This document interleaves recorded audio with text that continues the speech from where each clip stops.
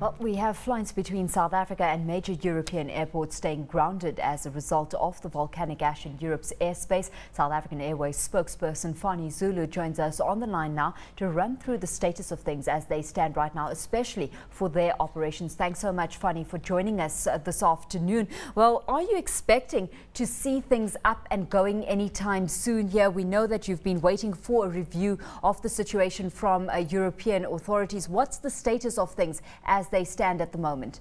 Well, thanks for inviting me. To a very large degree, we are guided by what is happening in Europe and in UK. As it is right now, London Heathrow airspace is closed until 2400 Zulu time, which is 2 o'clock South Africa time. And therefore, any flights that would be both inbound and outbound of Europe would therefore be cancelled. Once they have reviewed the situation, once we get word from them, at that time we then step back and say, what's the next step?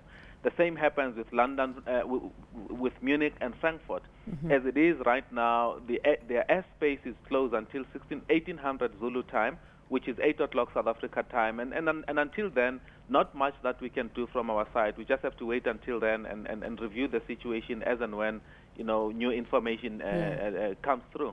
Until then, all of this causing much disruption. I mean, has SAA quantified as yet the impact of this natural disaster in terms of revenue loss and pertaining to your bottom line specifically?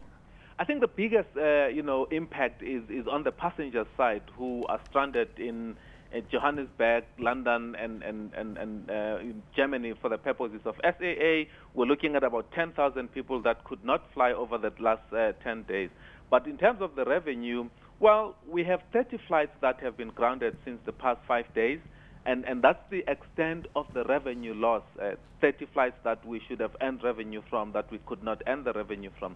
But secondly, there are some, from the point of view of SAA cargo, over the last 5 days, we've had to turn back cargo that was destined for Europe, and we've had to talk to our customers on a regular basis to say, please hold back to your cargo, particularly the perishables, so that, at least we can minimize the impact on the cargo side.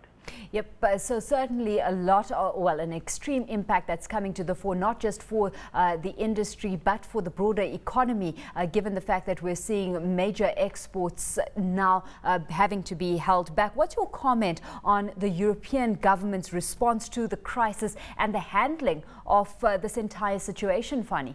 I think, one can relate to the fact that, everyone in the aviation industry is looking at safety and everyone is arguing, look, it is unsafe to proceed with the flights.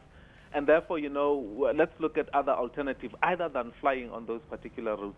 Right now, I am aware that several airlines have done some test flights, and I'm aware, of course, that the UK government, as it is, would be having a meeting of ministers to look at other alternatives.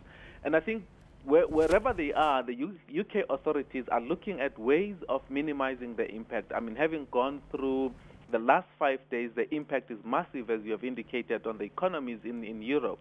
And indeed, finding an alternative would be to the best interest not only of the passengers, but also airlines and people who are moving cargo.